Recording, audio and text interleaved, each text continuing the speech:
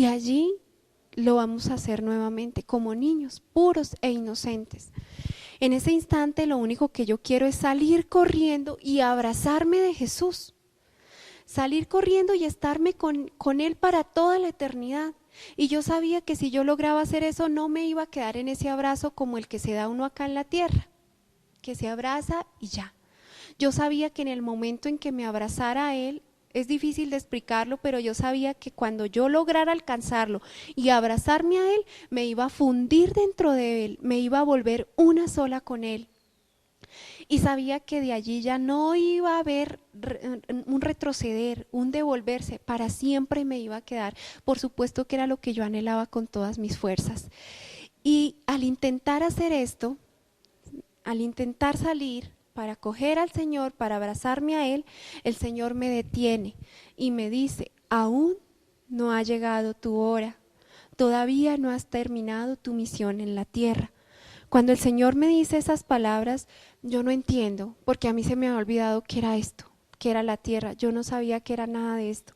En ese instante el Señor hace aparecer al lado y lado de ese camino 2 pantallas gigantes y me dice: verás el impacto de tu muerte sobre tus seres queridos. Muestra primero las imágenes de la pantalla izquierda y allí veo a todos mis familiares, a todos mis tíos, primos, abuelos, en primer plano mis papás, mis hermanos, sobrinos, los más cercanos.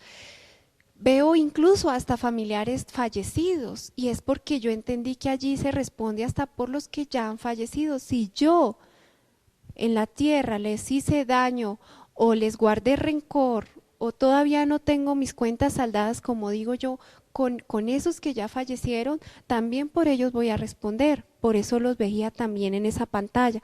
Veo mucho llanto, mucho dolor, sufrimiento por mi muerte y me entristece porque yo reconozco mi familia y me entristece ver a mis papás, a mis hermanos llorar, a mis familiares y especialmente a mi papá. Y yo le digo: Señor, ¿por qué mi papá está así? Y Él me dice: porque si tú en este momento mueres, para Él va a ser un golpe tan duro que no lo va a soportar.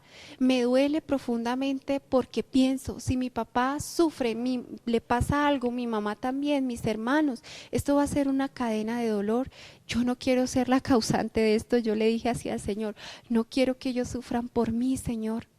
En ese instante, Él me muestra la pantalla de mi derecha. Lo primero que yo veo son mis 2 hijitas. Como les dije, en ese momento la grandecita de 2 años y la chiquita iba a cumplir 6 meses.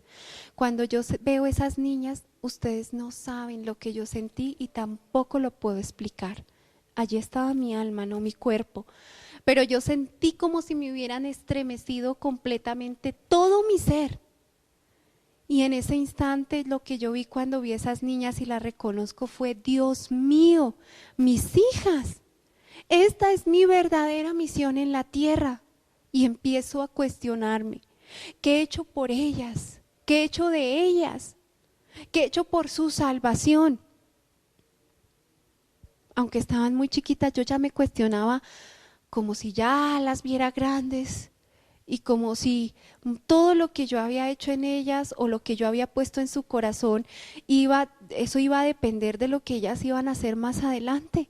Y entiendo cómo al llegar allá, por lo primero que uno responde es por los hijos. Y en ese instante el Señor, en ese momento en que yo vivo toda esa confrontación, el Señor viene y me empata eso que yo estaba viviendo con la parábola de los talentos y adicional. No lo sé explicar, pero es como si el Señor hubiera cogido una cantidad de información y me la hubiera metido en la cabeza. No sé explicar, no sé explicar cómo fue eso, pero yo sentía que el Señor me metía y me metía y me metía información acerca de los padres y los hijos, acerca de esa relación. Pero en un momento el Señor me habló y me decía: los talentos más grandes que confío en la tierra para los que ya tienen hijos son los hijos. Incluso también me habló de aquellos que no tenían hijos, como por ejemplo los sacerdotes, las religiosas, aquellos otros que tienen otra vocación. El Señor me hablaba de los hijos espirituales. también son hijos. Incluso me di cuenta que los padres no solamente responden por los hijos propios de sangre, sino por los hijos que son adoptados. O si yo me casé con una pareja que ya tenía hijos, esos también pasan a ser mis hijos y respondo de igual manera. Cuando a unas décadas atrás, todavía mamá, por lo menos mamá, permanecía al cuidado de sus hijos, era la que vigilaba, la que acompañaba, la que guiaba a los hijos. Hoy día ni siquiera mamá está en casa. Y el Señor me dice que todo eso fue una trampa, un engaño del enemigo, que Él ideó ese plan para destruir a la familia, que los niños que crecen sin sus padres desde chicos son los adolescentes que obviamente se van a perder, los jóvenes que se van a perder y se va a empezar a destruir. Esa es una de las formas en que se filtra el enemigo para destruir la familia. Yo allí me di cuenta que nada de los bienes materiales y los cargos y los títulos y las posesiones y las cuentas bancarias nos van a dar la eternidad y nos van a alcanzar la salvación. Eso no nos sirve de nada. Muchas veces se vuelve motivo de condenación más que de salvación. El Señor allí me decía y me hablaba de la importancia que debemos tener frente a los hijos al hablarle de Él, al hablarles de Él, al hacer que esos niños también se enamoren del Señor, que lo amen y lo respeten por sobre todas las cosas. Y esa tarea es de los padres. Y empieza el Señor a hablarme del matrimonio e igualmente como antes que no lo puedo explicar, siento que viene una cantidad de información y me mete una cantidad de información acerca del matrimonio. Y lo único que puedo decirles ahora en este momento es qué sacramento tan hermoso, tan maravilloso, qué sacramento tan grande para el Señor, tan importante para Jesús, porque es que Jesús se casa con nosotros. Qué sacramento tan importante para el Padre Celestial, porque es que en el momento en que se celebra un matrimonio, ¿sí?, la pareja está los dos, esposo y esposa, y en la mitad está Jesús y se está casando con los dos. Y en el momento en que los esposos hacen los votos matrimoniales, el Señor hace votos matrimoniales con ellos dos. Y en el momento en que se entregan las argollas, el Señor le entrega las argollas a cada uno de esos esposos y se pone su argolla con ese matrimonio. Y hay una fiesta hermosa y todo está lleno de santos ángeles y hay una fiesta hermosísima en el cielo, porque el Padre Celestial celebra esa boda de su Hijo amado con esa pareja. No somos dos los que nos casamos, somos tres. Y el problema hoy día de los matrimonios es que ignoramos por completo esa realidad. O si lo sabemos, poco a poco, con el pasar del tiempo vamos sacando a Jesús del matrimonio y Jesús está en el centro. Porque cuando nos casamos no nos sentamos la pareja, matrimonio, que aún no tenemos hijos, nos sentamos a compartir una mesa y le decimos: Señor, tú estás acá sentado con nosotros, bendice estos alimentos, te damos gracias por ellos. Señor, nos vamos a ir de vacaciones, ¿te parece bien que vayamos a este lugar? Señor, mira, ya nacieron nuestros hijos, ¿te parece bien que le pongamos este nombre? ¿Te parece bien, Señor, que los metamos a este colegio? ¿Tú quieres un colegio diferente para ellos, donde les enseñen valores, donde les enseñen la parte cristiana, los fundamentos cristianos? Nunca preguntamos nada al Señor, si todo el tiempo lo sacamos. Desde que nos casamos nos fuimos a la luna de miel y se nos olvidó que el Señor existía. ¿Por qué? Porque hoy día nos es difícil concebir que Dios esté incluso en la intimidad de una pareja. Pero si el matrimonio está en gracia, si ha recibido la bendición de Dios y se mantiene en gracia, Dios está en el momento de la relación íntima entre esposo y esposa.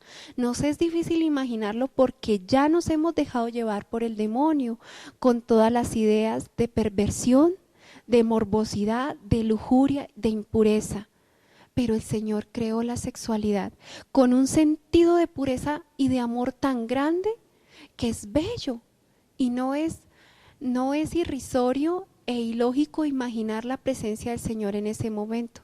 Incluso bíblicamente el Señor nos enseña que Él está en ese momento. Por ejemplo, en Tobías podemos ver cómo él y Sara oran antes del momento del encuentro como pareja y se lo ofrecen al Señor.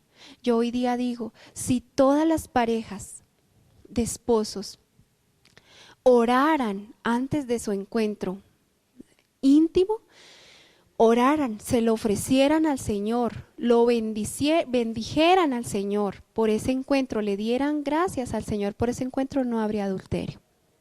No habría adulterio. Pero nos falta entender y nos falta quitarnos de nuestra mente esa concepción morbosa, impura, lujuriosa que el enemigo ha puesto. Esa concepción está dentro de la fornicación y el adulterio. Después de toda esta experiencia, el Señor me dejó ver cómo era la intimidad en un matrimonio en gracia y cómo era la fornicación y el adulterio, y por supuesto que allí no está Dios, está el demonio que engaña, que confunde los sentimientos, que hace creer que es amor, pero en eso no puede existir amor, en el pecado no hay amor de verdad, y el Señor no bendice esas relaciones que han nacido en el pecado. El Señor bendice la relación que está en gracia, por eso es algo maravilloso. Es algo maravilloso entender cómo debemos luchar por nuestros matrimonios y debemos cada día, si hemos sacado al Señor de en medio, empezar a vincularlo y hacerlo el centro de nuestra vida.